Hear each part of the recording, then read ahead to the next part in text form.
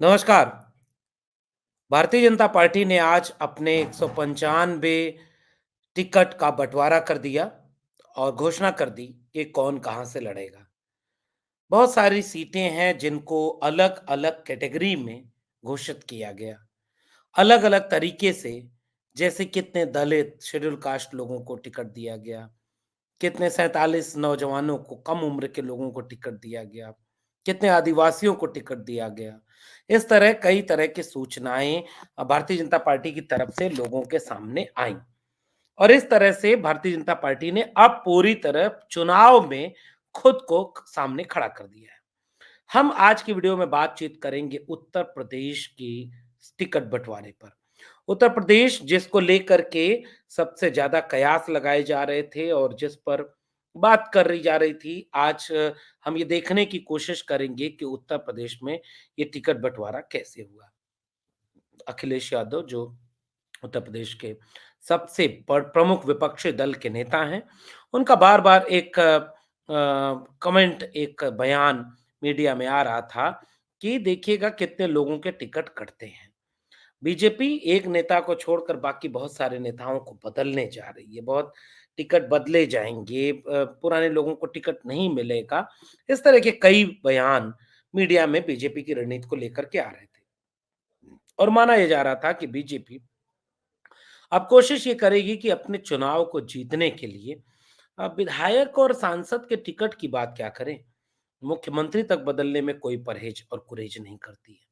वह बीजेपी कोशिश करती है कि चुनाव जो जीतेगा, चाहे किसी भी दल का हो, चाहे किसी भी जगह से आए, चुनाव जीतने वाले को ही हम इस तरह के ताकतवर चीज़ों में करेंगे, जिससे कि चुनाव जीता जा सके और ये कोशिश की जाए कि कैसे हम एक मजबूत चुनाव लड़ सकें। लेकिन आज जो सीटें जारी हुई हैं, उनमें अधिकांश उन लोगों को टिकट मिल गया है, जिसको लेकर के बात हो रही थी कि टिकट मिलेगा या नहीं मिलेगा। अगर हम बात करें पूरे उत्तर प्रदेश के चुनाव की, जो 51 सीटों पर बीजेपी ने अपने उम्मीदवार उतार दिए। गौतम बुद्ध नगर से महेश शर्मा, अमरोहा से कंवर सिंह तोमर, मथुरा एक ऐसी सीट जिसको लेकर के यह बातचीत की जा रही थी कि मथुरा से हेमा मालिनी का टिकट कट सकता है, लेकिन बीजेपी ने मथुरा से हेमा मालिनी के टिकट को फिर से रिटेन कर दिया है। रिटेन करने वाले नाम में एसपी सिंह बघेल आगरा से, एसपी सिंह बघेल को आगरा से फिर से उम्मीदवार बनाया गया है। एटा से राजवीर सिंह को उम्मीदवार बनाया गया है, जो कल्याण सिंह के बेटे हैं। और शाहजहांपुर से अरुण कुमार सागर को उम्मीदवार बनाया गया है। लखीमपुर खीरी सबसे विवादित सीट और 2019 के चुनाव में वहां से सांसद रहे, देश के गृह राज्य मंत्री रहे अजय मिश्र टेनी को फिर से टिकट दे दिया है बीजेपी ने। बात ये हो रही थी कि क्या बीजेपी ऐसे टिकट बाँटेगी कि वो अपनी छवि को ठीक करे, अपने ऊपर जो तरह के आरोप लग रहे हैं, जितने तरह की शिकायतें आ रही हैं, क्या बीजेपी उस दबाव में अपने सीटों को बदलेगी या चुनाव को बदल देगी? क्योंकि बीजेपी किसी तरह से कोई रिस्क नहीं लेना चाह रही थी, लेकिन आज जो टिकट बँटवारा हुआ है, इस टिकट बँटवारे में बीजेपी ने फिर से अजय मिश्र टेनी को लखीमपुर खीरी से टिकट दे दिया है। द्वारा से रेखा वर्मा, सीतापुर से राजेश वर्मा, हरदोई से जयप्रकाश रावत को टिकट दिया है, मिश्रिक से अशोक कुमार रावत को, उन्नाव से साक्षी महाराज फिर से उम्मीदवार बनाए गए हैं। उम्मीद ये थी कि ये लखनऊ से राजनाथ सिंह और साक्षी महाराज उन्नाव से। ये सीटें ऐसी हैं कि जिसको लेकर के बहुत तरह के कयास उठाए जा रहे थे, लेकिन लोगों का मानना था कि बीजेपी के कद्दावर नेता हैं ये लोग, वो वहीं से चुनाव लड़ेंगे, तो राजनाथ सिंह को लखनऊ से टिकट मिला है और उन्नाव से साक्षी महाराज को। अमेठी से हमेशा की तरह और इसकी पूरी तैयारी उन्होंने की है, घर बनवाया है और अमेठी से राहुल गांधी को हराने वाली स्मृति ईरानी को फिर से बीजेपी ने टिकट दिया है। और इस बात को लोग मानते थे कि नहीं, स्मृति ईरानी का टिकट नहीं कटेगा, वो तो राहुल गांधी को उन्होंने हराया और वो मजबूती से हराया और बहुत दिनों से उस किले को फिर से वापस रखने की कोशिश वो कर रही थी। और इसलिए उस किले को कायम रखने की मंशा के साथ फिर से टिकट दिया गया है और स्मृति ईरानी पूरी ताकत से इस चुनाव को लड़ने की कोशिश करती हुई नजर आएंगी। बात करें प्रतापगढ़ की तो संगत गुप्ता और इटावा से रमाशंकर कठेरिया दलित समाज से आते हैं और पहले एक समय में शिक्षा राज्य मंत्री हुआ करते थे, लेकिन अब इटावा से रमाशंकर कठेरिया फिर से सांसद के टिकट पर चुनाव लड़ने के लिए सामने आ चुके हैं। कन्नौज से सुब्रत पाठक को ही बीजेपी ने टिकट दे दिया है। माना जा रहा था कि असीम अरुण को क्या वहां से बीजेपी टिकट देगी और कौन चुनाव लड़ेगा, इसको लेकर के कयास लगाए जा रहे थे, लेकिन कन्नौज से इस बार फिर से एसपी सिंह सुब्रत पाठक को कन्नौज से टिकट दे दिया गया है। जालौन से अभी ये देखना दिलचस्प होगा कि कन्नौज से कौन चुनाव लड़ता है।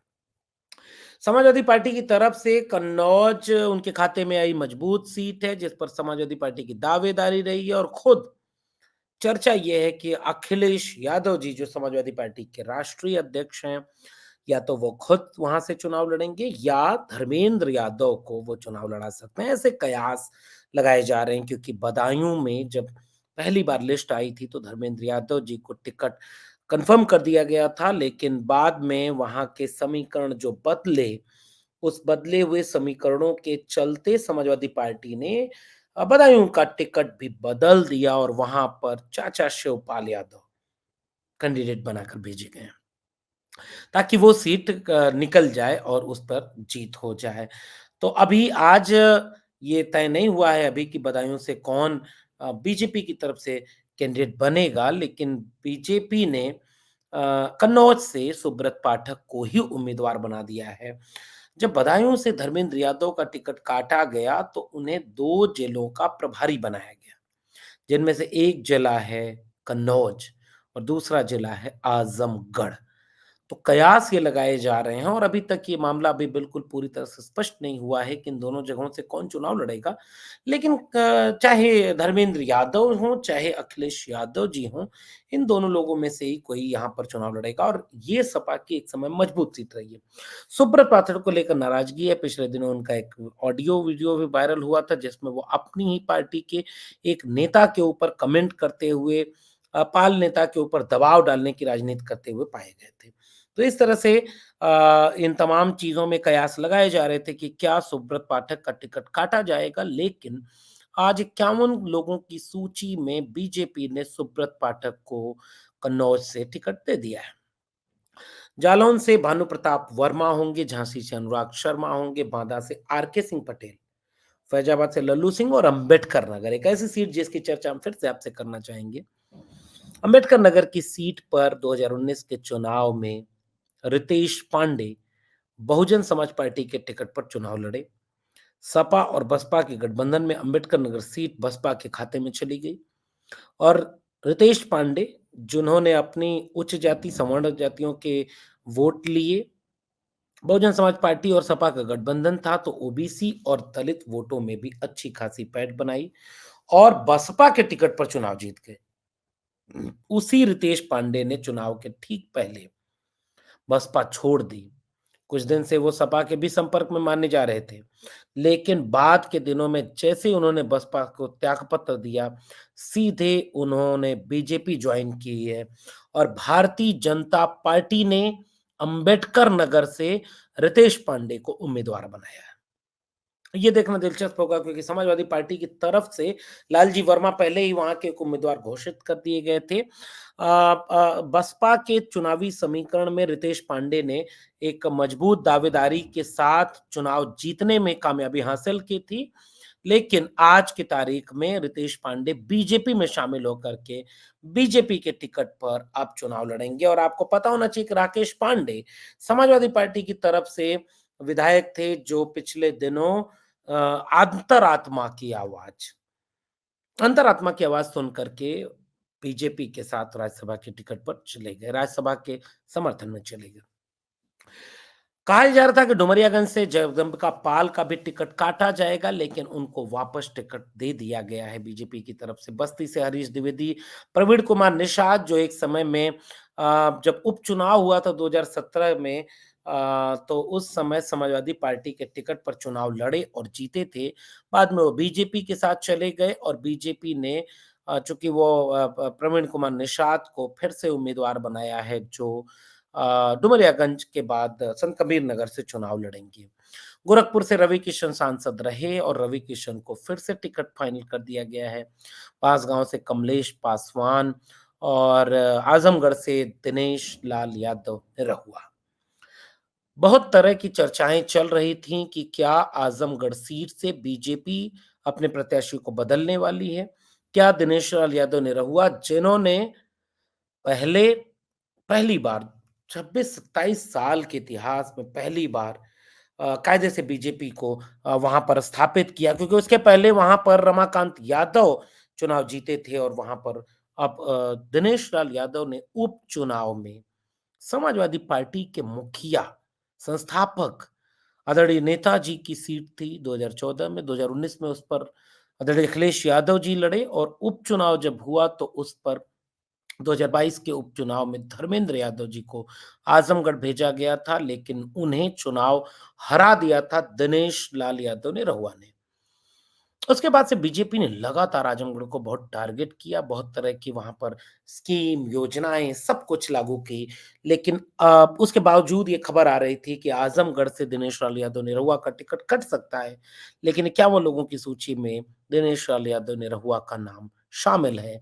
यानी आजमगढ़ से वो बीजेपी के टिकट पर चुनाव लड़ेंगे। सलेमपुर से रविंद्र कुशवाहा को टिकट दिया गया है, जौनपुर से कृपा शंकर पांडे और कृपाशंकर सिंह और चंदौली से महेंद्र पांडे को टिकट दिया गया है और माना ये जा रहा था कि महेंद्र पांडे, जिनको लेकर के उनके इलाके में खासी नाराजगी है, लेकिन उनका टिकट बदला जा सकता है, उम्र भी काफी हो गई है, लेकिन इन सब चीजों को धता बताते हुए महेंद्र पांडे को फिर से चंदौली में टिकट दे दिया गया है। अब देखना दिलचस्प होगा कि अगर ये पूरा का पूरा चुनाव नरेंद्र मोदी के चेहरे पर लड़ा जा रहा है, बाकी किसी विपक्ष के मुद्दे, विपक्ष के नेता और जनता, इन तीनों चीजों का अगर कोई मायने नहीं होगा, तो क्या फर्क पड़ता है किसको बीजेपी ने टिकट दिया है, किसको नहीं दिया है? फिर तो बीजेपी 400 पार ले आ रही है। लेकिन अगर समीकरण वाकई वो बनेगा जो विपक्षी दल बनाना चाहेंगे और उस बदले हुए समीकरण के बीच तमाम टिकट आज बीजेपी ने ऐसे दिए हैं जो अपना चुनाव हार सकते हैं। जी हाँ। आगे आने वाले वक्त में क्रमशः हम इन बातों का विश्लेषण भी करते जाएंगे कि कैसे बीजेपी ने कितने टिकट ऐसे दिए और कितने टिकट बदले हैं। जिन लोगों का टिकट वो बदलना चाहते थे, फिर भी उन्होंने टिकट नहीं बदले, पुराने लोगों पर भरोसा किया है और तमाम लोग, नरेंद्र मोदी जी खुद बनारस से चुनाव लड़ेंगे और जिस बात को पुख्ता बताया भी जा रहा था कि नहीं नहीं उनका टिकट बदलेगा नहीं, वो खुद चुनाव वहां से लड़ेंगे। तो आने वाले दिनों में ये देखना बेहद दिलचस्प होगा कि कैसे वह पूरा का पूरा काम बीजेपी के समीकरण चलता है या विपक्षी दलों की एकजुटता, कांग्रेस और समाजवादी पार्टी की गठबंधन और उनके प्रत्याशी किस तरीके से बीजेपी की 10 साल की सरकार की कमियों को गिना करके जनता के मुद्दे पर कितना लोगों को एकजुट कर पाएंगे और कितनी सीटें बीजेपी निकालेगी। इस बात को आने वाले वक्त में हम फिर से विश्लेषण करते रहेंगे। फिलहाल इस टिकट वितरण पर आपका क्या मानना है? नीचे कमेंट बॉक्स में ज़रूर बताइएगा और याद रखिएगा, जो अब की बार अकेला 400 पार की बात करता है, उन्होंने कई ऐसे टिकट दिए जो दूसरी पार्टी से उनकी पार्टी में आए। इस पर आपकी क्या राय है? नीचे कमेंट बॉक्स में ज़रूर बताइएगा। फिर मिलेंगे किसी और विश्लेषण के साथ, तब तक के लिए बहुत-बहुत धन्यवाद।